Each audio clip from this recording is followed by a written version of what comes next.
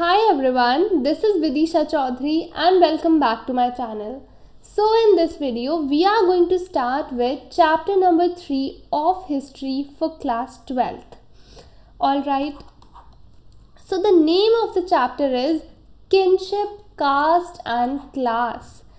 What does this word kinship mean? Kinship मतलब होता है family relations. ठीक है, तो इस चैप्टर में हम फैमिली रिलेशंस के बारे में, ठीक है, जिसमें मैरिज के कुछ रूल्स आते हैं, पेट्रिलिनियल सक्सेशन प्रैक्टिस होता था या मैट्रिलिनी प्रैक्टिस हुआ करती थी, कास्ट सिस्टम, वर्ण ऑर्डर जो ब्राह्मणास ने इस्टेब्लिश किया था, वर्ण सिस्टम, उसके बारे में पढ़ेंगे, ठीक है। और ये सारी जो चीज़ें हैं ये हम पढ़ेंगे महाभारत के कंटेक्स्ट में। So let's start with the chapter. In focusing on the Mahabharata, a colossal epic running in its present form into over 1 lakh verses. So Mahabharata contains over 1 lakh verses with depictions of wide range of social categories and situations. ठीक है, it was composed over a period of 1000 years. ठीक है, and 500 BCE onwards महाभारता को compose करना start किया था और कितना टाइम लगा? 1000 ईयर्स। समझ में आया? अब देखते हैं जो महाभारता है इसमें 1 लाख वर्सेस हैं, बट इसकी सेंट्रल स्टोरी क्या है? तो हमें पता है दैट 2 सेट्स ऑफ कजन्स थे, ठीक है, 2 ग्रुप्स ऑफ कजन्स थे, पांडवास एंड कौरवास, राइट। और ये जो दोनों ग्रुप्स ऑफ कजन्स थे ये एक ही रूलिंग लीनियज को बिलोंग करते थे, दैट वाज कुरु। कुरु अ वेरी इंपॉर्टेंट महाजनपदा जो कि हमने चैप्टर नंबर 2 में पढ़ी है। तो ये जो दोनों ग्रुप्स ऑफ कजन्स थे they were in a war, ठीक है। और ये किस चीज़ पे फाइट कर रहे थे? They were fighting over land and power. तो ये ही इस जो महाभारता है 1 लाख वर्सेस कंटेन करती है, इसकी ये सेंट्रल स्टोरी है that there were 2 sets of warring cousins and it also contain sections laying down norms of behaviour for various social groups. जैसे हमने देखा कि वर्ण सिस्टम बना था तो उनके क्या क्या नॉर्म्स थे, क्या क्या रूल्स एक पर्टिकुलर सोशल ग्रुप को फॉलो करने होते हैं, वो सब महाभारता में स्पेसिफाइड है। So let's start with the first topic. One of the most ambitious projects of scholarship began in 1919, a very important date, 1919, ठीक है। तो 1919 में क्या स्टार्ट हुआ था? महाभारत को प्रिपेयर किया था। किसने प्रिपेयर किया था? So there was a team of scholars और उस टीम को लीड कौन कर रहे थे? वी.एस. सुकथांकर जो कि एक नोटेड इंडियन संस्कृतिस्ट हैं। इनके साथ dozens of scholar and they initiated the task of preparing a critical edition of Mahabharata. V S. Sukthankar बहुत इंपॉर्टेंट है MCQ में, CUET के लिए वेरी इंपॉर्टेंट क्वेश्चन, ठीक है। अब ये जो टीम ऑफ स्कॉलर्स थी इन्होंने क्या किया? सबसे पहले जितनी भी संस्कृत मैन्युस्क्रिप्ट्स थी महाभारत की इन्होंने वो कलेक्ट करी। फिर उन्होंने क्या करा कि जितने भी वर्सेस थे उनको एनालाइज किया, ठीक है। The team worked out a method of comparing versus from each manuscript. Ultimately उन्होंने वो वर्सेस को सेलेक्ट किया जो कि सबसे ज़्यादा कॉमन थे in most of the versions and then they published these in several volumes running into over 13,000 pages. Very important. And this project took 47 years to complete. But यहाँ से 2 things became apparent. पहली that काफ़ी सारे common elements थे और दूसरी ये भी that commonality थी, similarity थी, उसके साथ साथ काफ़ी सारे regional variations भी थे. So there were enormous regional variations in the ways the text had been transmitted over the centuries. ठीक है, तो यहाँ पे क्या इम्पोर्टेंट है अबाउट वी.एस. सुकथांकर? 1919 बहुत इम्पॉर्टेंट डेट है एंड ये जो प्रोजेक्ट उन्होंने इनिशिएट किया था, it took 47 years to complete. Now let's move forward. Kinship and marriage, very important topic. तो इसमें हमारे 3 सब टॉपिक्स हैं. पहला है about families, second is about patriliny, जैसा हमने अभी डिस्कस किया कि पेट्रोलिनियल सक्सेशन होता था या मेट्रोलिनी प्रैक्टिस हुआ करती थी. And third is about marriage. ठीक है, rules of marriage. So let's start. अब हम पढ़ रहे हैं फैमिलीज़ के बारे में. तो यहाँ पे सबसे पहली बात आती है that not all families are identical, they can differ in members, numbers, उनकी जो प्रैक्टिसेस हैं, उनके जो ऑक्यूपेशंस हैं. और अगर लोग एक फैमिली में रह रहे हैं तो they share their resources, they work together, they live together, they perform various rituals together. ठीक है, अब होता क्या है यहाँ से, this is important, that families are usually parts of larger networks of people defined as relatives. और relatives के लिए एक more technical term क्या है, kinfolk. Very important. ठीक है, relatives को क्या कहते हैं, kinfolk. तो ये MCQ में आ सकता है. तो यहाँ पे क्या बता रहे हैं दैट जो families होती हैं वो बेसिकली पार्ट होती हैं kinfolk का, जो कि एक larger network of people होता है, जिन्हें हम नॉर्मल लैंग्वेज में relatives बोलते हैं. Let's move towards our next topic, patriliny. अब हमने जैसे देखा दैट कौरवास और पांडवास थे who belong to a single ruling family that is Kuru, a lineage dominating one of the Janapadas. Ultimately, the conflict ended in a battle जिसमें Kauravas were defeated and Pandavas were winner. ठीक है, Pandavas emerged victorious. After that, इसके बाद पेट्रोलिनियल succession was proclaimed. ठीक है, जो पेट्रोलिनियल succession का concept है ये पहले भी एग्जिस्ट करता था, बट आफ्टर महाभारता ये और ज़्यादा वैल्यूएबल बन गया. वैल्यूएबल प्रैक्टिस की तरह इसको लोग अडॉप्ट करने लगे. तो पेट्रोलिनी का मतलब क्या होता है, अंडर पेट्रोलिनी जो सन्स हैं वो अपने फादर के जितने भी रिसोर्सेज हैं उनको क्लेम कर सकते हैं आफ्टर देयर डेथ. ठीक है, चाहे वो उनका थ्रोन हो, चाहे वो लैंड हो या कोई भी रिसोर्स हो. So patriliny means tracing descent from father to son, grandson and so on. और मेट्रोलिनी मतलब होता है when descent is traced through the mother. Patriliny में फादर एंड मेट्रोलिनी में मदर. Got it. अब यहाँ पे एक कंडीशन आती है दैट वो लोग पेट्रिलिनी प्रैक्टिस करते थे कि सन्स सारे रिसोर्सेज को क्लेम कर सकते हैं, बट ऐसी कंडीशन में क्या होगा जब देयर आर नो सन्स. ठीक है, सन्स ही नहीं है, तो उस टाइम पे समटाइम्स क्या ब्रदर सक्सीडेड वन अनदर. ठीक है, और कभी कभी क्या होता था जो अदर किन्समैन मतलब जो दूसरे रिलेटिव्स हुआ करते थे वो थ्रोन को क्लेम करते थे. और बहुत ज़्यादा एक्सेप्शनल सर्कमस्टांसेस में वेमेन जैसे कि Prabhavati Gupta they use to exercise power, but बहुत ज़्यादा एक्सेप्शनल और रेयर केसेस में ये प्रैक्टिस होता था. Now our next topic is rules of marriage.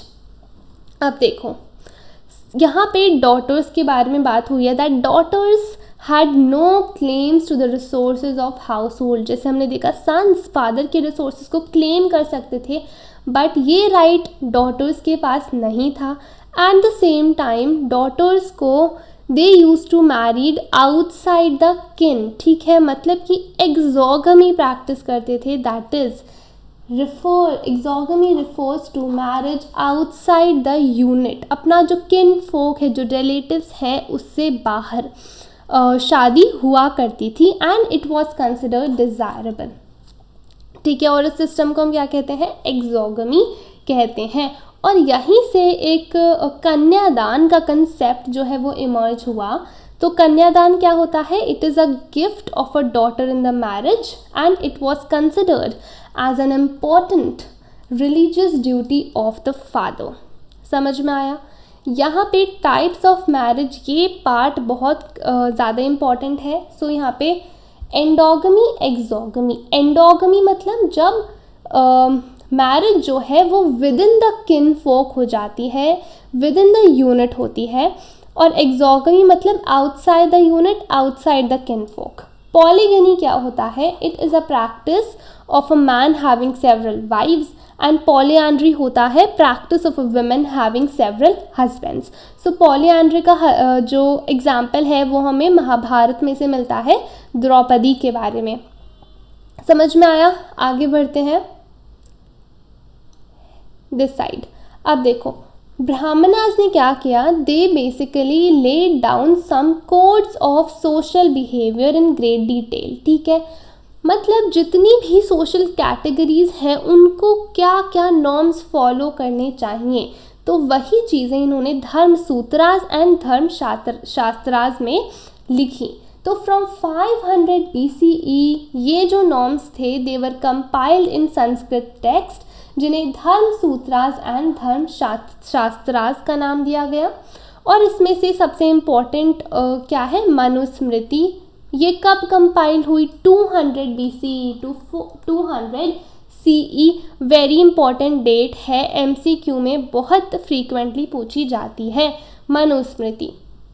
अब देखो, while Brahmanas authors of these texts claimed that their point of view had universal validity, मतलब जितने भी लोग हैं सबको फॉलो करना होता है जो भी उन्होंने नॉर्म्स दिए हैं, बट ऐसा था नहीं, क्योंकि काफ़ी सारे ऐसे सोशल ग्रुप्स थे जो ये जो नॉर्म्स हैं जो ब्राह्मणास ने धर्म सूत्रास और धर्म शास्त्रास में लिखे हैं वो इन्हें फॉलो नहीं करते थे। और इसका बहुत इम्पॉर्टेंट रीज़न क्या था? Regional diversity. समझ में आया? और ये जो एग्जाम्पल है इसके कि कौन कौन से ग्रुप्स फॉलो नहीं करते थे, क्या क्या ऐसे इंस्टांसेस थे जहाँ पे जो ब्राह्मणास ने नॉर्म्स दिए हैं वो फॉलो नहीं होते थे, ये हम आगे पढ़ेंगे। नाउ धर्म सूत्रास and Dharmashastras recognise 8 forms of marriage. बहुत इंपॉर्टेंट नंबर है। There were 8 forms of marriage, and of these जो फर्स्ट 4 हैं दे वर कंसिडर्ड डिजायरेबल और they were considered as good, while जो बाकी थी they were condemned. The gotra of women, very important. ठीक है, यहाँ से बहुत फ्रीक्वेंटली 3 मार्क का क्वेश्चन पूछा जाता है गोत्र के बारे में। अब सबसे पहले देखते हैं गोत्र होता क्या है। तो जो भी विमेन थी या जो भी लोग हैं उनका जो गोत्र है it was named after a Vedic seer. ठीक है, and it was considered that all those who belong to the same gotra, जो सेम गोत्रा से बिलोंग करते थे, they were regarded as his descendants. और इससे अटैच 2 रूल्स हैं बहुत इम्पॉर्टेंट। कौन से रूल्स हैं ये पूछे जाते हैं, MCQ में भी ये क्वेश्चन आ सकता है। सबसे पहले women were expected to give up their fathers gotra after their marriage and adopt their husbands gotra. ठीक है, and another thing members of same gotra could not marry. ठीक है, तो ये भी आ जाता है रूल्स ऑफ मैरिज कि ऐसे मेंबर्स जो कि एक ही गोत्र से बिलोंग करते हैं they could not marry, and after marriage women had to give up their fathers gotra and adopt that of their husbands. Now let's move forward. अब यहाँ पे क्या आता है, यहाँ पे ये पता चलता है कि ऐसे कौन से इंस्टांसेस हैं जहाँ पे ये जो गोत्र का जो नॉर्म है ये फॉलो नहीं होता था। तो ये हमें पता चलता है सतवाहना रूलर से। सबसे पहले देखते हैं सतवाहनास रूल कहाँ करते थे। So they use to rule over the part of western India and the Deccan. Chapter 1 and chapter 2 की जो मैप वीडियो मैंने अपलोड करी है उसमें हमने सतवाहनास मार्क करे हैं। ठीक है, so you will comment down below कि वो कौन सी स्टेट में सतवाहनास रूल करते थे। यहाँ पे हमने एक ब्रॉड व्यू देख लिया है, वेस्टर्न इंडिया एंड डेक्कन में वो रूल करते थे। अब देखो हमें क्या देखनी है, उनकी मैरिजेस के बारे में देखना है। सबसे पहली बात हमें ये पता लगती है दैट सतवाहना रूलर्स दे वर पॉलीगेनस, मतलब they had more than 1 wife. और जब उनकी जो वाइफ्स हैं उनके गोत्र को जो एनालाइज किया है उससे पता लगा that many of them had their names derived from gotras such as Gautama and Vashishtha, जो कि उनके फादर्स गोत्र हैं, मतलब उनके फादर के गोत्र हैं। इससे ये पता चलता है दैट आफ्टर मैरिज उन्होंने अपने हस्बैंड का गोत्र अडॉप्ट नहीं किया। ठीक है, तो this is one of the instance जहाँ पे Brahmanical norms, Brahmanical practices follow नहीं हो रही हैं, जो कि कहाँ पे ब्राह्मणास ने लिखी हैं, Dharmashastras and Dharmasutras. Now let's move ahead. इसके बाद ये भी पता लगता है दैट एक्सोगमी वो लोग प्रैक्टिस नहीं करते थे बल्कि एंडोगमी प्रैक्टिस करते थे, because some of these women वो of the same gotra, they belong to the same gotra. ठीक है, तो यहाँ पे क्या हुआ, एक्सोगमी प्रैक्टिस नहीं हो रही है बल्कि एक alternative form of marriage emerge हो गई, दैट इज एंडोगमी, जिसका मतलब होता है marrying within the kinfolk within the unit. Now let's move ahead. Satavahana rulers की ही बात चल रही है। We have seen that the Satavahana rulers were identified through metronymics. ठीक है, मतलब मेट्रोनिमिक्स क्या होते हैं, ऐसे names which are derived from that of the mother. तो Satavahana rulers they were identified through metronymics. ये कहाँ से पता लगता है, see source number 4 we can say Raja Gotami पुत्र सिरी सतकानी, राजा वसिठी पुत्र सिरी पुलुमाई। सो ये जो वर्ड्स हैं, ये जो नेम है, यहाँ से पता लगता है दैट मेट्रिलिनी, दैट इज मेट्रोनिमिक्स के थ्रू वो आइडेंटिफाई करे जाते थे। कौन, सतवाहना रूलर, एमसीक्यू में पूछा जा सकता है।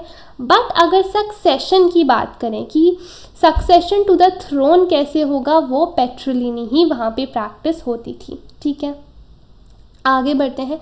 Social differences within and beyond the framework of caste, very important topic about the caste system, वर्ण सिस्टम देखते हैं। सबसे पहले हम समझते हैं कास्ट क्या होती है। सो cast refers to a set of hierarchically ordered social categories। तो क्या हुआ, सोसाइटी में जितने भी लोग हैं उन्हें वेरियस कैटेगरीज में डिवाइड कर दिया और हायरार्की में उन्हें डिफाइन कर दिया कि ये है, ये सबसे ऊपर आएंगे, उनके नीचे ये आएंगे, फिर उनके नीचे ये आएंगे। तो ये हम कास्ट सिस्टम बोलते हैं। और ये जो ऑर्डर है ये किस में लिखा गया है, किस में प्रिस्क्राइब्ड है, धर्मशास्त्रास एंड धर्मसूत्रास। ठीक है, और ब्राह्मणास ये क्लेम करते थे कि ये जो आपका जो कास्ट है, आपकी जो सोशल कैटेगरी है, it is determined by birth. ये हमने डिटरमाइन नहीं करी है but it is determined by the birth. आगे आते हैं, द राइट ऑक्यूपेशन। अब देखो, हमने देखा 4 वर्णा है। ठीक है, ब्राह्मणास, क्षत्रियास, वैश्यास एंड शूद्रास। ठीक है, 4 वर्ण हैं। अब ब्राह्मणास ने क्या है, धर्मसूत्रास में और धर्मशास्त्रास में इनकी पर्टिकुलर ऑक्यूपेशंस को भी स्पेसिफाई किया है कि ब्राह्मणास का क्या काम है, क्षत्रियास का क्या काम है, वैश्यास और शूद्रास का क्या काम है। So let's study. सबसे पहले आते हैं Brahmanas. Brahmanas were suppose to study and teach Vedas. सबसे पहली occupation, perform sacrifices and get sacrifices performed, give and receive gifts. ठीक है, so in total there are 3 occupations which are specified for brahmanas: study and teach Vedas, perform sacrifices and get sacrifices performed, give and receive gifts. Second social category जो कि ब्राह्मणास के नीचे आती है वो है क्षत्रियास। पहली, they were to engage in warfare, protect people and administer justice, study the Vedas, get sacrifices performed, make gifts। ठीक है, सो ये सारी ऑक्यूपेशंस किसके लिए स्पेसिफाइड है, क्षत्रियास के लिए।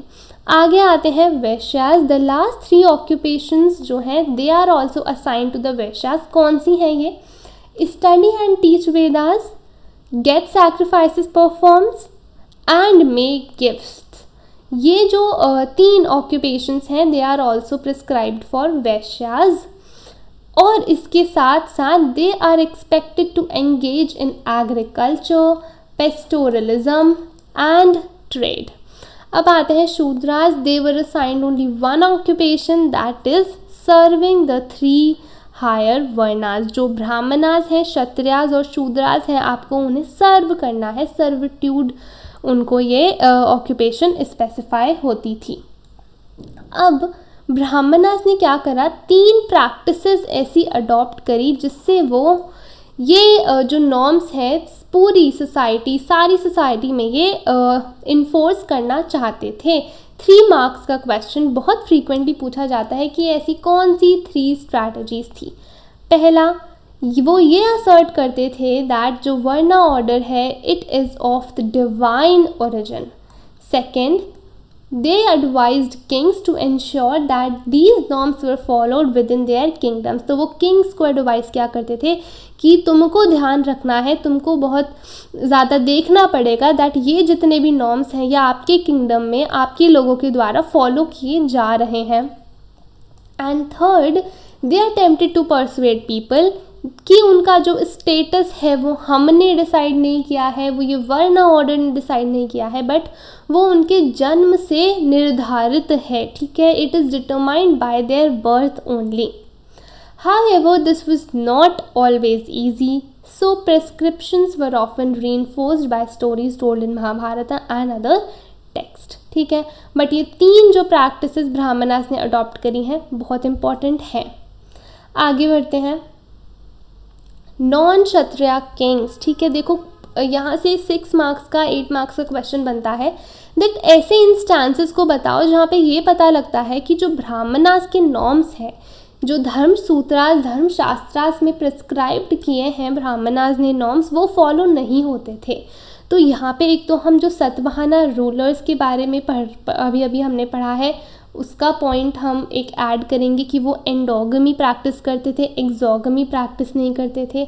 फिर जो उनकी वाइफ्स थी वो अपने हस्बैंड का गोत्र अडॉप्ट नहीं करती थी, तो यहाँ से ये 2 पॉइंट्स मिल जाते हैं। इसके बाद हम ये भी लिख सकते हैं कि काफ़ी सारे ऐसे भी इंस्टांसेस थे जहाँ पे किंग्स क्षत्रियाज नहीं थे, but according to Brahmanas kings जो थे they ought to be Kshatriyas. अगर उन्हें किंग बनना है तो उन्हें कौन सी सोशल कैटेगरी से बिलोंग करना पड़ेगा, क्षत्रिय से, क्षत्रिय वर्णा से बिलोंग करना पड़ेगा। बट ऐसे काफ़ी सारे इंस्टांसेस थे जब ये ऐसा नहीं होता था। तो ये पर्टिकुलर टॉपिक 3 मार्क्स में बहुत फ्रीक्वेंटली पूछा जाता है। सबसे पहली बात, सबसे पहली हेडिंग आएगी मौर्यास की, ठीक है। तो पहले हम हेडिंग डालेंगे मौर्यास। सो ये जो है मौर्यास जो है, later Buddhist text suggest that they were Kshatriyas, but जो ब्राह्मणिकल टेक्स्ट है वो बोलते हैं that they are of low origin, वो क्षत्रियाज नहीं है। सेकेंड कैटेगरी हम डालेंगे Shungas and Kanvas, they were the immediate successors of the Mauryas, और ये ब्राह्मणास थे, बट ब्राह्मणास तो किंग बन ही नहीं सकते थे according to the Brahmanical norms, but यहाँ ऐसा हो रहा है। आफ्टर दैट थर्ड हेडिंग हम डालेंगे शाकास की। शाकास भी क्षत्रिय नहीं थे, उन्हें जो ब्राह्मणास है वो उन्हें मेलेच्छास के नाम से बुलाते थे, बारबेरियंस या आउटसाइडर्स के नाम से बुलाते थे, because they were the people of central Asian origin, ठीक है। सो ये भी क्षत्रिय नहीं थे बट स्टिल किंग थे, ठीक है। However, one of the earliest inscriptions in Sanskrit describes how Rudradaman, one of the best Shaka ruler, he rebuilt Sudarshana Lake, और ये सजेस्ट करता है that powerful Mlechchhas they were familiar with Sanskritist tradition। But यहाँ पे question क्या है that Brahmanical norms के according सिर्फ क्षत्रियास ही किंग्स बन सकते हैं, बट यहाँ वो नॉर्म फॉलो नहीं हो रहा है। आगे आते हैं, देन हम डालेंगे सतवाहनास की हेडिंग।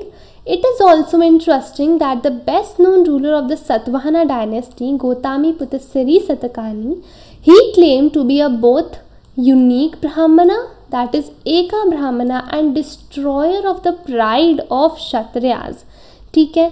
ऊपर से ये जो किंग है ये क्लेम करते थे that there was no inter marriage amongst members of 4 varnas, ठीक है, मतलब इंटर मैरिज नहीं होती थी among the members of 4 varnas. But यहाँ पे हमें ये देखने को मिलता है that he enter into a marriage alliance with the kin of Rudradaman, ठीक है। सो ये भी एक बहुत इंपॉर्टेंट इंस्टेंस है जहाँ पे ब्राह्मणिकल नॉर्म्स फॉलो नहीं हो रहे हैं। After that, the Satavahanas claimed to be Brahmanas, whereas according to the Brahmanas, kings ought to be Kshatriyas. Satavahanas बोलते थे that we are Brahmanas, but अगर आप किंग बन रहे हो you have to be Kshatriya. ठीक है, so again Brahmanical norms follow नहीं हो रहे हैं. नेक्स्ट चीज़ आती है that kings ought to have been Kshatriyas. They claim to uphold the fourfold Varna order, but they entered into a marriage alliances with people who were supposed to be excluded from the system. ठीक है, ऐसे जो groups थे, ऐसे जो लोग थे, who were supposed to be excluded from the system, ऐसे लोगों के साथ they made marriage alliances. ठीक है, सो काफ़ी सारे इंस्टांस हमें मिल गए हैं अपने आंसर में लिखने के लिए जहाँ पे हम ये बता सकते हैं कि ब्राह्मणिकल नॉर्म्स हमेशा फॉलो नहीं होते थे. आगे आते हैं जातीज एंड सोशल मोबिलिटीज़. अब हमने वर्णास के बारे में तो देख लिया, बट ऐसे कई सारी जातीज भी हैं जो कि ब्राह्मणास ने प्रिस्क्राइब करी हैं. ठीक है, अब सबसे पहले जाति लाइक वर्णा वॉज बेस्ड ऑन बर्थ. ठीक है, जैसे कि जो वर्णा है that is also based on birth, ऐसा ब्राह्मणास बोलते हैं. उसी तरह से जातीज जो हैं they are also based on birth.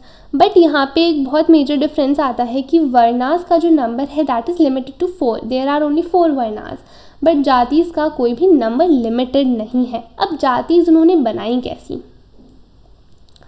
अब देखो होता क्या था, whenever Brahmanical authorities encounter new groups, तो वो उन्हें जातीज में उन्हें एक्सक्लूड कर देते थे. जैसे कि निषादास, ठीक है, जो कि फॉरेस्ट में रहते हैं और wanted to assign a name to occupational categories. ठीक है, या तो ऐसे एक सोशल कैटेगरी जो बिल्कुल ही जो 4 फोल्ड वर्णा ऑर्डर है उससे बाहर हैं. ठीक है, उनकी एक जाति वो बना दिया करते थे. या फिर अगर एक पर्टिकुलर ऑक्यूपेशनल कैटेगरी है उन्हें किसी पर्टिकुलर ग्रुप में प्लेस करना है तो वो जातीज बना दिया करते थे.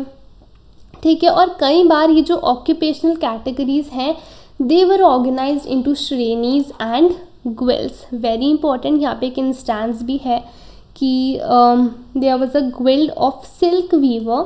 दे lived originally in Lata that is in Gujarat, but वो माइग्रेट कर रहे थे इन मैंडसौर मध्य प्रदेश में. ठीक है, जिसे उस टाइम पे दाशापुरा बोला जाता था. And it states that they undertook the difficult journey along with their children and kinfolk because they heard about the greatness of the local king and wanted to settle in his kingdom.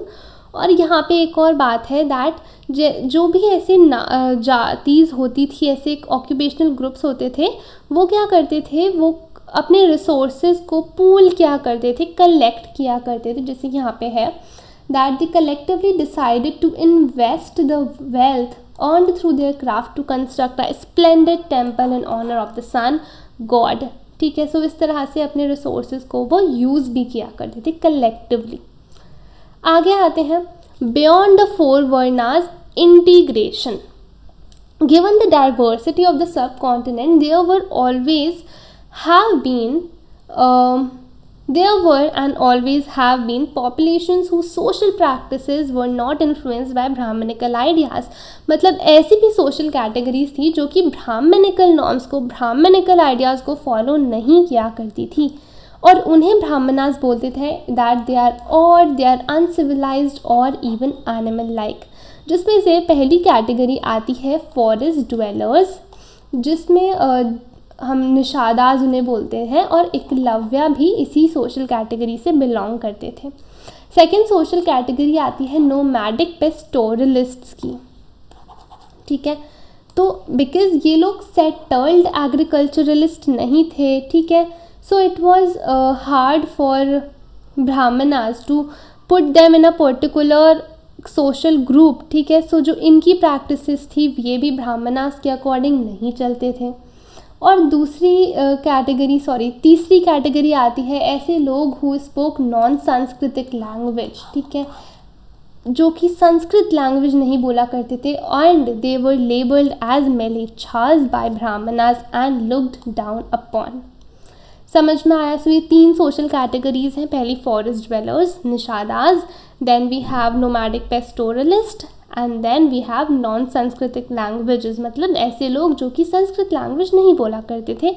उन्हें ब्राह्मणास क्या कह के बोलते थे? मेलेच्छास के नाम से बुलाते थे. So our next topic is beyond the 4 varnas, subordination and conflict. तो इस टॉपिक में क्या है, हम अनटचेबल्स के बारे में पढ़ने वाले हैं. तो हुआ क्या था that Brahmanas considered some people as being outside the system. ठीक है, वो कुछ लोगों को सिस्टम से एक्सक्लूड कर देते थे. But they developed a sharper social divide by classifying certain categories as untouchables. ठीक है, तो उन्होंने क्या करा, ऐसी कुछ social categories थी जिन्हें उन्होंने untouchables क्लासीफाई कर दिया, that they are untouchables. ठीक है, अब होता क्या था दैट ये जो अनटचेबल्स जो भी एक्टिविटीज़ परफॉर्म करते थे, जो भी इनके टास्क होते थे, उन्हें ये पल्यूटेड बोला करते थे. और जो भी टास्क ब्राह्मणास परफॉर्म करते थे या ऐसे लोग जो कि अपर कास्ट से बिलोंग करते थे, उन्हें ये लोग सेक्रेड बोला करते थे. ठीक है, क्योंकि ये जो टास्क थे ये किससे कनेक्टेड होते थे?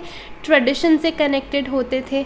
ठीक है, परफॉर्मेंस ऑफ रिचुअल से कनेक्टेड होते थे. दैट मीन्स वो बोला करते थे दैट ये जो एक्टिविटीज़ हैं ये पवित्र हैं, ये सेक्रेड हैं, और जो भी एक्टिविटीज़ ये अनटचेबल्स परफॉर्म करते हैं ये पल्यूटिंग है.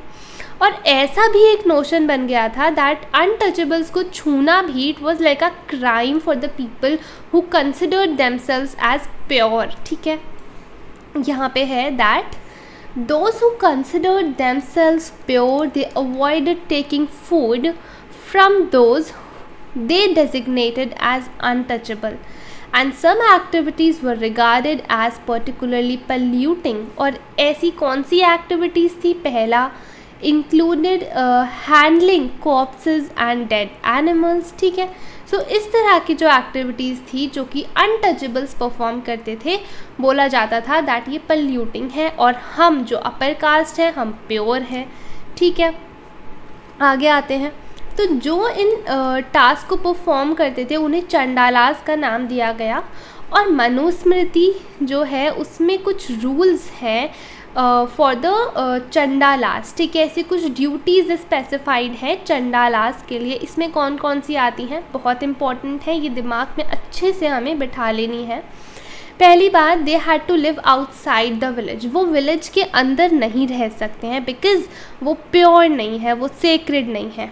ठीक है, they have to use discarded utensils, wear cloth of dead and ornaments of iron. They could not walk about in villages and cities at night. वो रात में villages या cities में नहीं आ सकते हैं. They had to dispose of the bodies of those who had no relatives and serve as executioners. ठीक है, सो ये कुछ ड्यूटीज़ हैं जो कि मनुस्मृति में स्पेसिफाइड हैं. फिर देखो, चाइनीज़ बुद्धिस्ट मॉन्क फाजियान, ये 5th century CE में आए and he wrote that untouchables had to sound a clapper in the street so that people could avoid seeing them. ठीक है, तो अगर untouchables टाउन्स में या विलेजेस में आ रहे हैं, they had to sound a clapper, ताकि जो लोग हैं वो समझ जाएं कि हाँ अनटचेबल्स आ रहे हैं और वो उन्हें देखने से वो अवॉइड कर पाएँ. ठीक है, उसी के बाद 7th century में ज़ुआन ज़ैंग आए एंड ही ऑब्जर्व कि जो एग्जीक्यूशनर्स हैं या स्कैवेंजर्स हैं, they were force to live outside the city. वो उन्हें सिटी में रहना अलाउड नहीं था. Let's move forward. Beyond birth, resources and status. यहाँ से क्वेश्चन आता है that what are the criterias to access the property. ठीक है, टू ओन द प्रॉपर्टी क्या क्राइटेरियाज हैं? सबसे पहला आता है जेंडर्ड एक्सेस टू प्रॉपर्टी. इसमें हमें ये बताया जाता है दैट जो मेन हैं उनके पास क्लेम होते हैं, उनके पास राइट होता है कि वो प्रॉपर्टी को ओन कर सके. On the other hand women had no claims, no right to own a property और टू ओन अदर रिसोर्सेज. और जो भी रिसोर्सेज हैं, जो भी पैटर्नल एस्टेट है, जो भी फादर के रिसोर्सेज हैं, they were divided equally among son after the death of the parents. और जो women है they could not claim a share of these resources. but marriage के दिन पे, ठीक है, on the day of marriage जो भी वुमेन को गिफ्ट दिए जाते हैं उन्हें स्त्री धन बोला जाता है, उन पे वुमेन का हक रहता है, they can claim those gifts, but resources या जो प्रॉपर्टी है उन पे उनका कोई भी क्लेम नहीं रह सकता। और ये जो गिफ्ट्स मिलते हैं they can be inherited by her children, but husband का कोई भी क्लेम नहीं होता इन गिफ्ट्स पे जो कि मैरिज के दिन पर दिए जाते हैं। At the same time Manusmriti warned women against hoarding family property और even their own valuables without the husband's permission. तो साफ साफ दिखता है that women were subjugated by the husbands. Now कुछ एक्सेप्शनल सिचुएशन जैसा हम पढ़ते ही आ रहे हैं, Prabhavati Gupta who was a Vakataka queen, and ये बोला जाता है दैट अपर क्लास वुमेन जो थी, इलीट क्लास वुमेन जो थी, उनके पास रिसोर्सेज होते थे, उनके पास राइट होता था रिसोर्सेज को ओन करने का, प्रॉपर्टी को ओन करने का, बट एक ऑर्डिनरी हाउस में, ऑर्डिनरी फैमिली में वुमेन के पास कोई भी राइट नहीं होता था। आगे आते हैं, next criteria is varna and access to property. अब हमने देखा 4 वर्ना थे। अब जिस तरह से ब्राह्मणास ने जो सोशल ऑर्डर है इसे डिफाइन किया है, उसके अकॉर्डिंग ब्राह्मणास और Kshatriyas they have to be rich, ठीक है, वो बहुत ज़्यादा वेल्दीएस्ट मैन उन्हें बोला जाता होगा, बट ऐसा था नहीं। हाँ, अगर क्षत्रियास की बात करें, किंग्स की बात करें, they were invariably depicted as wealthy. Priest were also generally shown to be rich, but ऐसे कई इंस्टांसेस हैं जहाँ पे Brahmanas are depicted as poor, ठीक है, गरीब ब्राह्मण को दिखाया है। और यहाँ पे ऊपर एक और लाइन है that the only occupation which is prescribed for Shudras is servitude, that is serving the people of higher orders, higher social categories. अब बुद्धिज्म ये एक ऐसा ट्रेडिशन है जो कि कंडेम करता था वर्ना ऑर्डर को, क्योंकि बुद्धिज़्म का मानना ये था कि हाँ, सोसाइटीज़ में डिफरेंसेस ज़रूर हैं, बट ये डिफरेंसेस इनफ्लेक्सिबल नहीं है या नेचुरल नहीं है। On the other hand based on birth नहीं है, इन्हें चेंज किया जा सकता है, ठीक है, ये इनफ्लेक्सिबल नहीं है और बेस्ड ऑन बर्थ नहीं है। This was the belief of Buddhism. Let's move ahead. An alternative social scenario. तो ये ऑल्टरनेटिव सोशल सिनेरियो में क्या होता था, ऐसे लोग जो कि काफ़ी जेनरस होते थे, काइंड होते थे, दे वर रिस्पेक्टेड, और ऐसे लोग जिन्होंने सिर्फ अपने लिए काफ़ी सारी वेल्थ अक्यूमुलेट कर दी है, उन्हें कंडेम किया जाता था, दे वर डिस्पाइज्ड। और ऐसा सिनेरियो कहाँ पे देखने को मिलता था, एंशिएंट तमिलक्कम में, साउथ में ये सिनेरियो काफ़ी ज़्यादा देखने को मिलता था। अपार्ट फ्रॉम दिस, जो भी तमिल संगम टेक्स्ट में पोएम्स हैं वो ये सजेस्ट करती हैं दैट जो सोसाइटी है उसमें डिफरेंसेस हैं, ठीक है, रिच है, कुछ पुअर है, बट जो लोग रिच हैं, जो लोग स्ट्रॉन्ग हैं, they should share their resources with the poor, with the weak persons, with the weak people, ठीक है। Now our next topic is that what are the elements जो कि हिस्टोरियंस कंसिडर करते थे when they used to do text analysis. जो भी historical text है, ancient text हैं, जब वो उन्हें पढ़ा करते थे, ऐसे कौन से एलिमेंट्स हैं जिन्हें वो एनालाइज करते थे।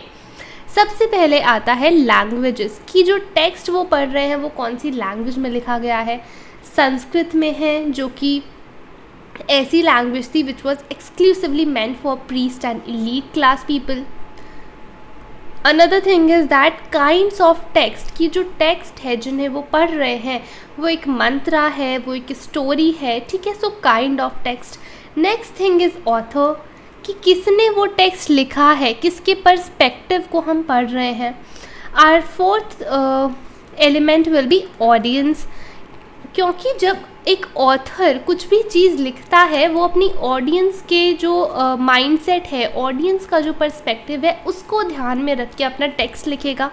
तो फोर्थ थिंग जो हिस्टोरियंस कंसिडर करते हैं वो है audience, 5th will be date, कब लिखी गई, and 6th will be place, कि कहाँ पे, कौन सी जगह पे वो टेक्स्ट कंपोज हुआ, लिखा गया। Let's move ahead, language and content.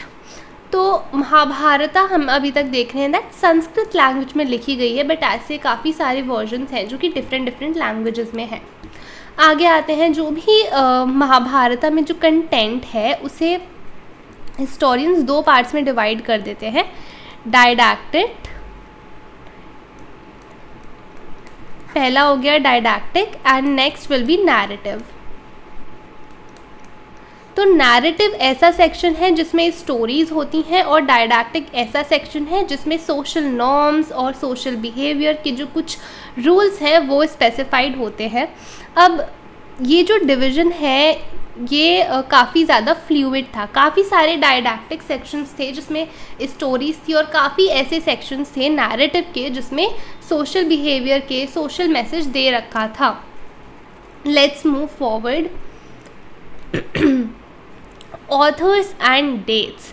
तो जो ओरिजिनल स्टोरी थी, it is considered that it was written by sutas. Sutas ऐसे लोग होते थे जो क्षत्रिय होते हैं, किंग्स होते हैं, उन्हें उनकी बैटल फील्ड पे उनके साथ जाते थे। They used to accompany Kshatriya warriors to the battlefield, और जब उनकी विक्ट्री होती थी या कोई भी अचीवमेंट होती थी, they used to compose poems celebrating their victories and other achievements.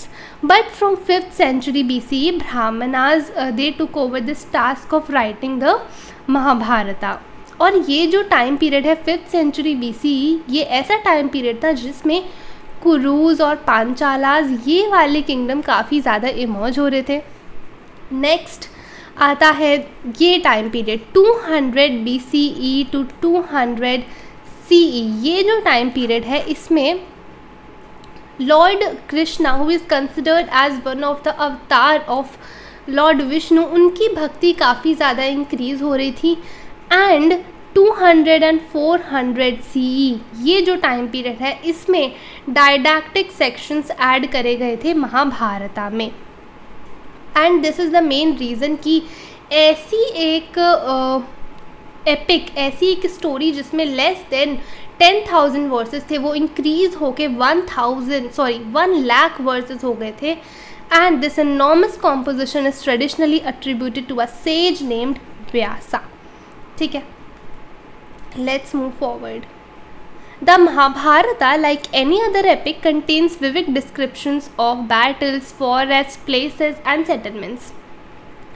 In 1951 to 52, B.B. Lal, he excavated at a village named Hastinapur, which is considered as the capital of कुरु kingdom. ठीक है, शायद वो कुरु kingdom की capital होती होगी, because जो लोकेशन स्पेसिफाइड है वो काफ़ी ज़्यादा सिमिलर है। ठीक है, ये कहाँ पे है, मेरठ में है, और उन्होंने 5 ऑक्यूपेशनल लेवल्स डिस्कवर करे। ठीक है, तो this is what he noted about the houses in the second phase. तो सेकेंड फेज की जो हाउसेज थी उसकी कुछ कैरेक्टरिस्टिक्स बताई हैं। सबसे पहला, there were no definite plans of houses that were obtained, but walls of mud and mud bricks they were daily encountered. The discovery of mud plaster with prominent reed marks suggested that some sort of houses were there which had reed walls plastered over with mud. Then third phase के houses में उन्होंने बोला that they were built of mud brick as well as burnt brick यहाँ पे आ गई थी। soakage jars and brick drains were discovered, ये use होते थे कि जो diffuse water है उसको drain out कर सकें। while terracotta ring wells, they may have been used both as wells as well as drainage pits। ठीक है, so not much important, just give it a reading, बहुत ज़्यादा फ्रीक्वेंटली क्वेश्चन यहाँ से नहीं आते हैं।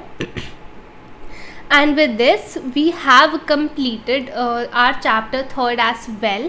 काफ़ी इंपॉर्टेंट चैप्टर है, इसमें से कुछ लिमिटेड टॉपिक्स हैं जिनमें काफ़ी ज़्यादा क्वेश्चन आते हैं। और ये जो चैप्टर है इसकी जो टाइमलाइन है ये बहुत इम्पॉर्टेंट है, ठीक है।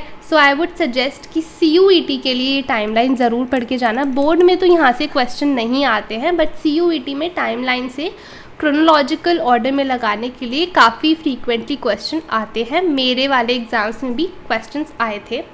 सो I hope you like this video and all your concepts are clear. Don't forget to hit the like button, subscribe to the channel and press the bell icon so that you can receive the updates of all my upcoming videos. Thank you very much for watching the video. Till then, take care. Bye bye.